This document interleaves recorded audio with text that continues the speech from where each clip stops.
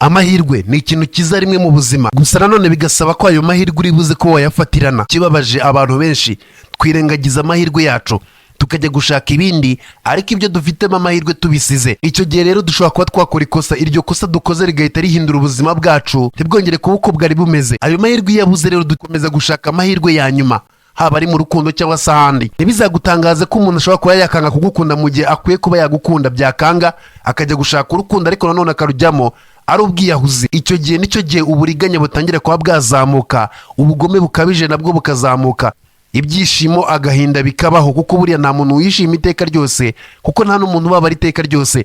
Ibyo byose nkubwiye ni bikubiye muri filime yitwa Last Chance cyangwa se amahirwe ya nyuma. Iyi ni filime irimo irategurwa izahuriramo ibyamamare byose uzi mu Rwanda. Ni filime izaba ikoranye ubuhanga butigeze kuba bwaba mu yindi filime ikoze mu Kinyarwanda. Mu minsi mikeya murayibona kuri chaîne yitwa Mr. Haguma. Mube mujyayo mukore subscribe.